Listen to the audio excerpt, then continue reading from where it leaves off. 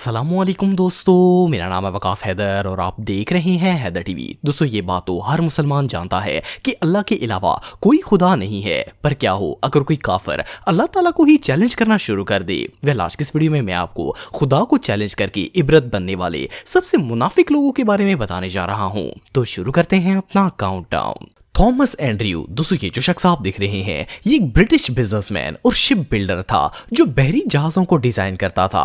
ये वही शख्स था जिसने दुनिया का सबसे फेमस शिप टाइटैनिक बिल्ड किया था। वैसे तो ये एक बहुत ही माहिर शिप डिजाइनर था, लेकिन ये अपने टैलेंट को लेकर कुछ ज्यादा ही गरूर में आ गया था। जब इसने टाइटैनिक बिल्ड किया तो इससे अपने टैलेंट पर इतना गरूर था कि इसने दावा किया कि इस शिप का डिजाइन इतना परफेक्ट है कि इसे नाउजुबिल्ला खुदा भी समुद्र में नहीं डुबो सकता।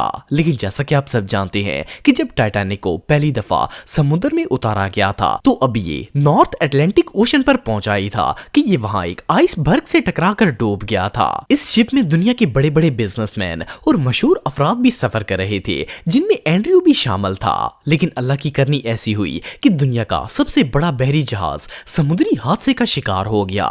जब ये जहाज बर्फ से टकराया तो इसमें शगाफ पड़ गया और तेजी से समुद्र का बर्फीला पानी अंदर दाखिल होना शुरू हो गया। उस वक्त टाइटैनिक में 1500 अफराद शामिल थे, जिनमें से आधे से ज्यादा टाइटैनिक के साथ ही डूब गए थे। इस शख्स ने अल्लाह ताला को चैलेंज किया था और अल्लाह ने इस समेत इसके बनाए हुए शिप को भी समुद्र के अंदर गरक कर दिया। इवन आज तक थॉमस एंड्रयू की लाश भी किसी को नहीं मिली। वेल, अब बंदा अल्लाह की कुदरत को चैलेंज करने की कोशिश करेगा तो ऐसा तो होगा ही।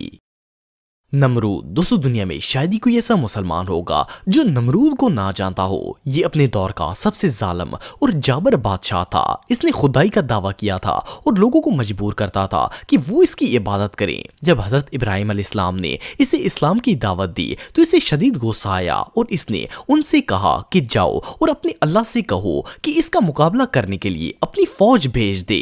सिर्फ इतना ही नहीं बल्कि ये वही खबीस था जिसने हजरत इब्राहिम अलैहिस्सलाम को आग में डाल दिया था। लेकिन अल्लाह के हुक्म से वो आग हजरत इब्राहिम के लिए ठंडी हो गई थी। इस पर अल्लाह ताला ने नमरूद का मुकाबला करने के लिए मच्छरों की एक फौज भेजी। इन बारीक और छोटे मच्छरों ने नमरूद के लश्कर का सिर्फ खून ही नहीं बल्कि गोश्त तक नोच लिया था और वो पूरे का पूरा लश्कर हलाक होकर बर्बाद हो गया था। इन नमरूदियों की सिर्फ हड्डियां ही बाकी रह गई थी। सिर्फ इतना ही नहीं बल्कि इस लश्कर में से सिर्फ एक मच्छर नमरूद मलून की नाक में घुस गया और नाक के जरिए इसके दिमाग में चला गया था। 400 साल तक इस मच्छर ने नमरूद का वो हश्र किया कि ये अपना सर दीवारों और फर्श पर मारता था। इवन के सुकून पाने के लिए ये अपने सर पर हथौड़े और जूते भी मरवाता था। अल्लाह ताला ने इसे दुनिया की सबसे अदना मखलूक के जरिए उस मकाम पर पहुंचा दिया कि पहले जो लोग इसकी पूजा करते थे आखिर में ये उन्हीं से जूते खाता खाता मर गया था। वेल, अल्लाह ताला को ललकारने वालों का अंजाम ऐसा ही होता है। अब्राहा, दोस्तों 571 सदी ईस्वी में यमन की सल्तनत पर एक जालिम बादशाह की हुकूमत थी जिसका नाम अब्राहा था। इसने यमन में एक गिरजा घर बनाया था और ये चाहता था कि वहां रहने वाले तमाम लोग मक्का को छोड़कर इस गिरजा घर में आकर इसकी इबादत करें और इसे अपना खुदा मान लें। लेकिन जब मुसलमानों ने इसके खिलाफ बगावत की तो इसने गुस्से में आकर कसम खाई कि ये माज़अल्लाह खानाकाबा को गिरा देगा। चुनाचा ये अपनी फौज लेकर मक्का मुकरमा में पहुंच गया। इसके लश्कर में सिपाहियों के साथ साथ हजारों की तादाद में हाथी और घोड़े भी शामिल थे। जब ये बैतुल्लाह के नजदीक पहुंचा तो अचानक आसमान में परिंदों की एक बहुत बड़ी फौज नमूदार हो गई और खाना काबा का तवाफ शुरू कर दिया। ये अल्लाह का मौजा था कि उसने अपने हरम की हिफाजत के लिए परिंदों का एक बहुत बड़ा झुंड भेज दिया था। अब राह के हाथियों और घोड़ों ने जैसे ही इन परिंदों को देखा तो वो बौखलाकर इधर उधर भागना शुरू हो गए। इन जानवरों पर आने वाले कुफ्फार ना सिर्फ जमीन पर गिर गए बल्कि अपने ही जानवरों के पैरों तले आकर मरना स्टार्ट हो गए। सिर्फ इतना ही नहीं बल्कि इन परिंदों ने अल्लाह के हुक्म से अब्राहा और इसके पूरे लश्कर को आसमान से पत्थर मार मार कर हलाक कर दिया। इवन इस वाक़े के हवाले से कुरान पाक में एक सूरत भी नाज़िल फरमाई गई है जिसका नाम सूरह फील है। बेशक अल्लाह ताला हर चीज पर कादर है। فرعون دوستو اگر فرعون کو اسلامی تاریخ کا سب سے بڑا بدبخت کہا جائے تو یہ بات غلط نہیں ہوگی۔ یہ مصر کا بادشاہ تھا۔ فرعون ان بدبخت انسانوں میں سے ایک تھا جس نے خدائی کا دعویٰ کیا اور کہا کہ اس کے علاوہ اور کوئی خدا نہیں ہے۔ ایون یہ لوگوں کو اپنی عبادت کرنے پر مجبور کرتا اور جو اس کی عبادت نہ کرتے یہ اسے قتل کروا دیتا۔ حضرت موسیٰ علیہ السلام فرعون کے پاس اللہ تعالیٰ کا پیغام لے کر گئے اور اس سے کہا کہ وہ مظلوم لوگوں کے ساتھ زیادتی کرنا چھوڑ دے ورنہ اللہ کا عذاب اسے لے ڈوبے گا۔ اس پر فرعون حضرت موسیٰ علیہ السلام کا مذاق اڑانے لگا اور ان سے کہا کہ یہاں کا خدا میں ہوں، میں کسی کے حکم کو نہیں مانتا۔ اس کافر نے حضرت موسیٰ علیہ السلام اور ان کی قوم بنی اسرائیل کو قتل کرنے کا ارادہ کر لیا، لیکن اللہ تعالیٰ نے حضرت موسیٰ کی مدد فرمائی اور انہیں اپنی قوم کے ساتھ دریائے نیل پار کرنے کا حکم دیا۔ فرعون نے ان کا پیچھا کرنے کی کوشش کی لیکن اللہ تعالیٰ کے حکم سے موسیٰ علیہ السلام کی قوم کے لیے دریا میں راستہ بن گیا اور جب فرعون نے اس راستے پر چلنے کی کوشش کی تو وہ اپنے لشکر سمیت دریا کے اندر ڈوب کر غرق ہو گیا۔ ویسے تو فرعون پانی میں ڈوب کر ہلاک ہو گیا تھا لیکن اللہ تعالیٰ نے اسے قیامت تک آنے والے لوگوں کے لیے عبرت کا نشان بنایا اور اس کی لاش کو محفوظ رکھ دیا۔ ایون ہزاروں سال گزرنے کے باوجود آج بھی اس کی ممی مصر کے میوزیم میں خوار ہو رہی ہے۔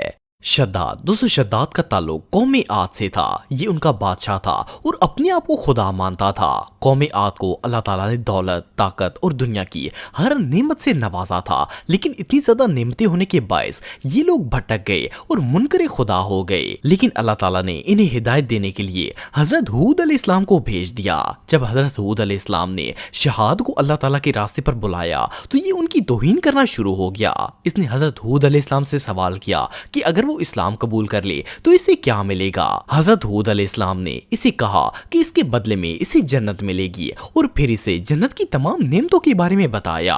اس پر وہ کہکی لگا کے ہنسنے لگا اور بولا کہ یہ کون سی بڑی بات ہے، ایسی جنت تو میں خود بھی تیار کر سکتا ہوں۔ اس بدبخت نے اللہ کا مقابلہ کرتے ہوئے اپنی سلطنت پر پوری جنت تعمیر کروائی اور اس کا نقشہ بالکل ویسا ہی رکھا جیسا حضرت ہود علیہ السلام نے اسے بتایا تھا۔ ایون اس نے اپنی جنت کو دنیا کی ہر نعمت سے آراستہ کر دیا، لیکن جب یہ اپنی جنت میں داخل ہونے لگا تو اس کے دروازے پر ملک الموت کھڑے تھے۔ شادات نے انہیں دیکھ لیا اور ان کے آگے گڑ گڑانے لگا کہ ایک دفعہ اسے اپنی جنت میں داخل ہونے کی مہلت دے دی جائے، لیکن اس کے انجام کا وقت اللہ تعالیٰ نے مقرر کر رکھا تھا۔ یہ اپنی بنائی ہوئی جنت میں جانے سے پہلے ہی مارا گیا تھا۔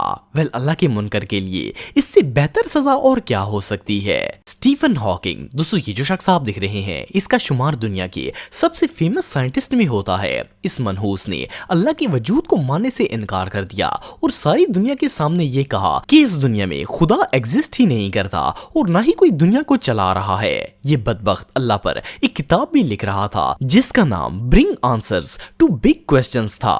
اس نے اپنی کتاب میں لکھا کہ صدیوں سے لوگ یہ سوچتے آ رہے ہیں کہ مجھ جیسے معذور لوگ اللہ کی سزا کا شکار ہیں، لیکن ایسا نہیں ہے، ہماری قسمت کوئی نہیں لکھتا۔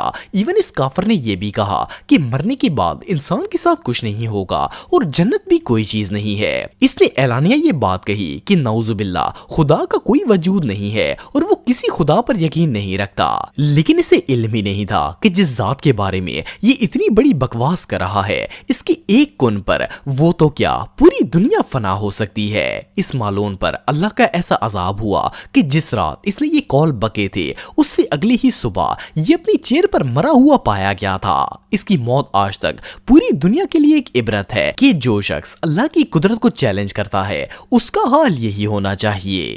تو دوستو آج کے لیے بس اتنا ہی، امید آپ کو ویڈیو پسند آئی ہوگی۔ اگر آپ مجھے انسٹاگرام پہ فالو کرنا چاہتے ہیں تو دی حیدر ٹی وی پہ آپ مجھے فالو کر سکتے ہیں۔ ملتا ہوں آپ سے نیکسٹ ویڈیو میں، تب تک کے لیے اللہ